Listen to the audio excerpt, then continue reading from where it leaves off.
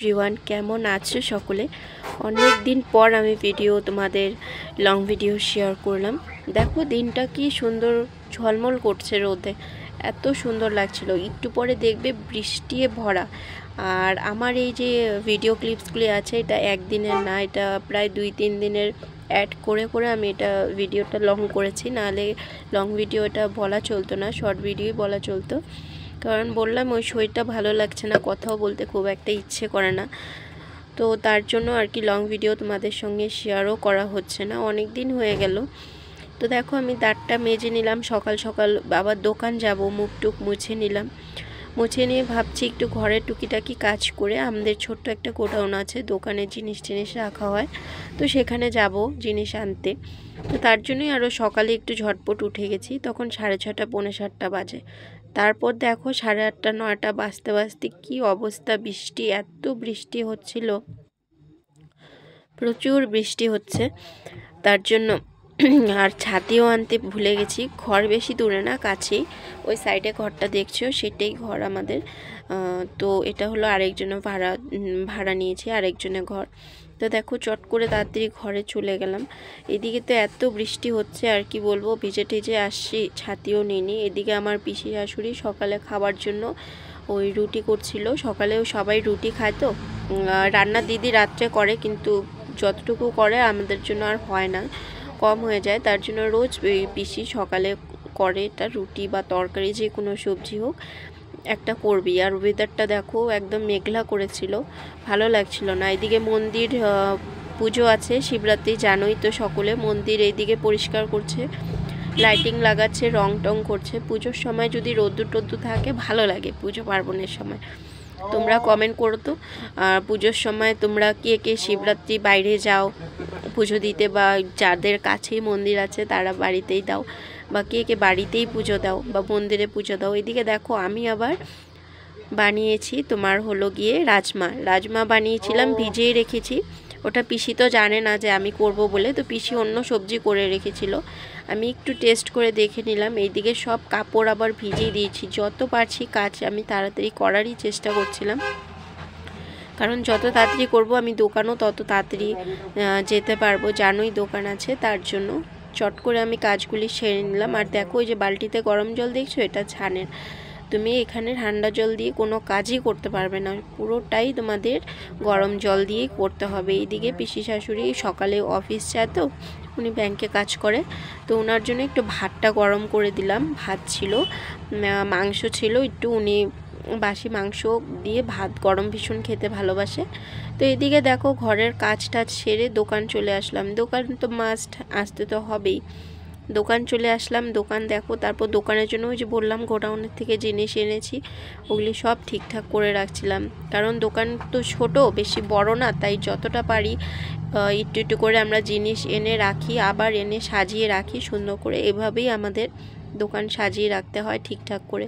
ওই বেশি করে আনলে বললাম না ইঁদুরের প্রবলেম আছে, তার জন্য আমরা কোনো কিছু বেশি করে আনি না, যতটুকু বুঝে জিনিস নিয়ে আসি, যতটুকু যেটা দরকার জিনিস নিয়ে এসে সাজিয়ে টাজি যখন আবার শেষ হয়, তখন আবার আমরা ওই গোডাউন থেকে জিনিস নিয়ে আসি টুকিটাকি।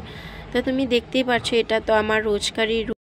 বাটিগুলি দেখো, হাতের বাটিগুলি, এগুলি চা পাতার মধ্যে ফ্রি পেয়েছি, বাটিগুলি খুবই সুন্দর। এখন জানি না যদি চা পাতাগুলি বিক্রি হয়ে যায় তো ভালো কথা, কাস্টমারকে দিয়ে দিব। আর যদি না হয়, 2-1টা যদি কখনো ঘরে নেওয়া হয় তো বাটিগুলি নিব।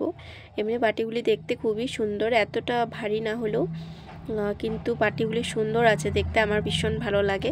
এরকম বাটি আমি যদি কখনো চা পাতা বা অন্য কিছুতে পাই, আমি নিয়ে নিয়ে যত্ন করে রেখে দিই। এখন না হোক, পরে ভবিষ্যতে যখন নিজের একটা ছোট্ট সংসার নিজের হাতে তৈরি করব, তখন আমার অনেক কিছুই সাজানোর ইচ্ছা আছে, তাই টুকিটাকি এরকম অনেক কিছু আমি কিনে রেখে দিই, বা যখন পাই যেটার সঙ্গে আমি নিয়ে রেখে দিই। আর দেখো আমি এক একটা করে নিচ্ছি আর এক একটা করে দোকান গুটাচ্ছি, এটা হলো আমার দায়িত্ব, দোকানের ঝামেলা এসব করা আমার দায়িত্ব। ওই যে বললাম আগে যে আমরা দুজনই বসতাম দেবাদেবী, এখন বসতে পারি না, এখন আমার হাজব্যান্ড বসে।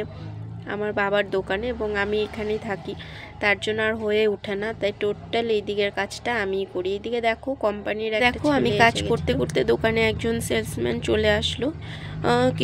কিছু অর্ডার দিতে হবে, মার্চেন্ডিং চলছে তাই খুব একটা দিতে পারছি না, যতটুকু খুব দরকার অতিরিক্ত দরকার সেটাই আমরা অর্ডার দিই। এখানে বেশিরভাগ দোকানদাররাই এই কাজটাই করে থাকে। মার্চেন্ডিংয়ের সময় খুব একটা এখানে অর্ডার দেওয়া হয় না, শুধু বিল ক্লিয়ার করা হয়, আর যেটা খুব প্রয়োজনীয় জিনিস আমরা সেটাই অর্ডারটা দেওয়া হয়। তো দেখো ওই যে অর্ডার তো আমারই দিতে হয়, তাই দোকানে এসেছি। তারপর ওই ছেলেটা আমার সঙ্গে ফোন করে কন্ট্যাক্ট করে যে আসলো, এখন অর্ডার দিয়ে দিলাম। তারপর দেখো দুপুরবেলা কি আর দোকানে কাজটা সেরে, এখন দোকানে কাজ তো সারতেই হবে। আমি দোকান তখনও ঝাড়ুও মারিনি, কিছু করিনি, পুজোও দিইনি।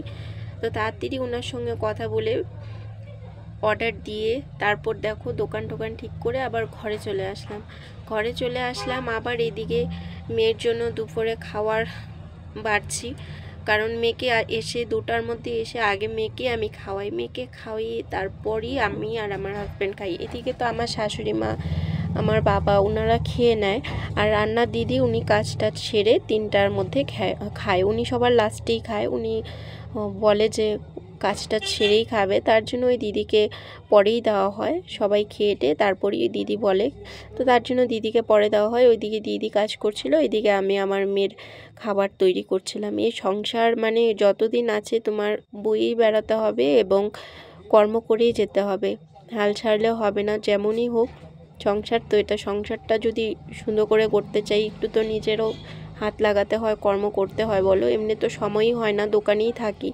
আর এদিকে দেখো আমার বাবা গুয়াহাটি গেছিলো, ওখান থেকে এই ড্রাগন ফ্রুটস নিয়ে এসেছে, অনেকবার খেলাম।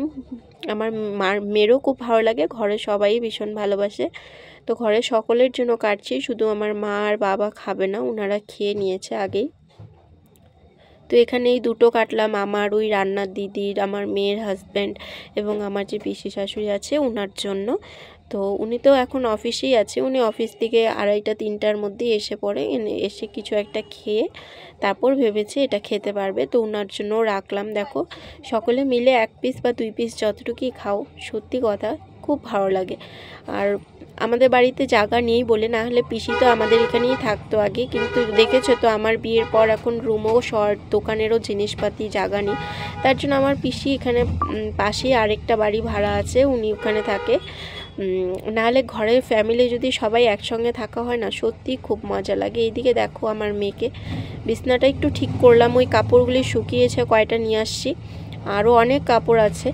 তো এদিকে আমার মেয়ে একটু বিছনা ফাঁকা পেয়েছে, এইভাবে নাচানাচি করছে বিছনার মধ্যে। বিছনা আমার কখনো ঠিক থাকে না, 2 দিন পর কাপড় চেঞ্জ করি বিছনার চাদর।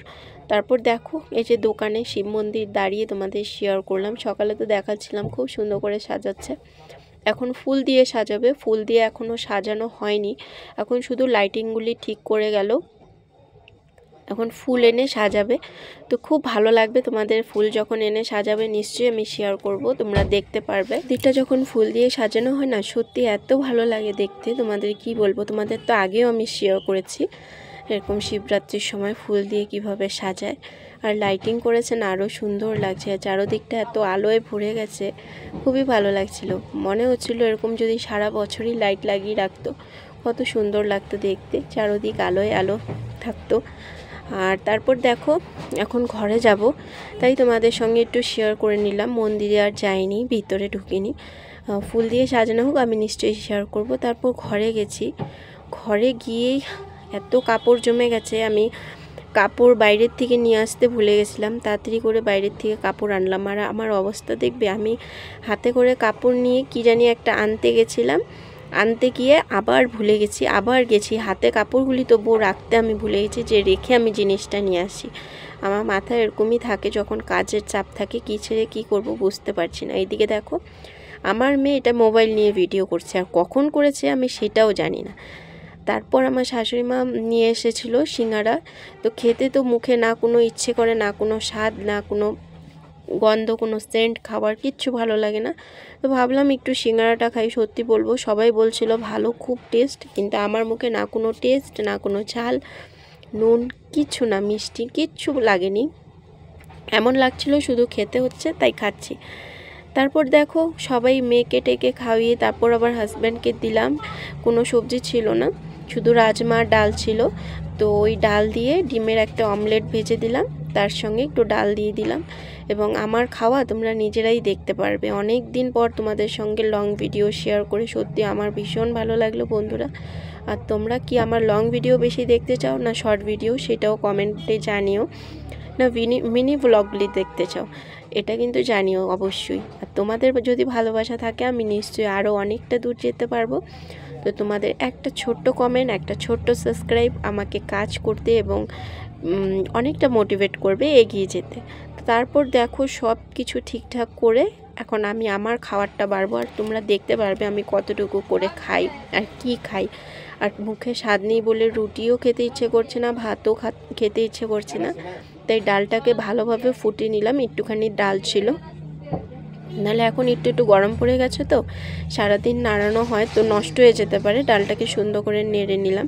আর আমার সারাদিনের ভিডিওটা আর ব্লগটা কেমন লাগলো কমেন্ট করে জানিও। অনেক দিন পর লং ভিডিও শেয়ার করে আমারও খুব ভালো লেগেছে। পারলে পাশে থেকো, ফুল ভিডিওটা দেখো এবং একটা সুন্দর কমেন্ট করে যাও এবং সাবস্ক্রাইব করতে আর লাইক করতে ভুলো না বন্ধুরা।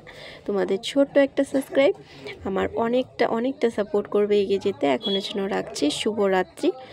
তো সকলে ভালো থেকো, সুস্থ থেকো। আশা করি আমি নিশ্চয়ই পুজোর ভিডিও তোমাদের শেয়ার করতে পারবো। আর এই হচ্ছে আমার রাত্রের খাবার, তোমরা দেখেই বুঝতে পারছো। তো এখনের জন্য রাখছি, টাটা। পরে আবার নেক্সট ভিডিওতে দেখা হবে। পারলে একটা ছোট্ট সাবস্ক্রাইব এবং একটা শেয়ার করে দিও। টাটা বন্ধুরা।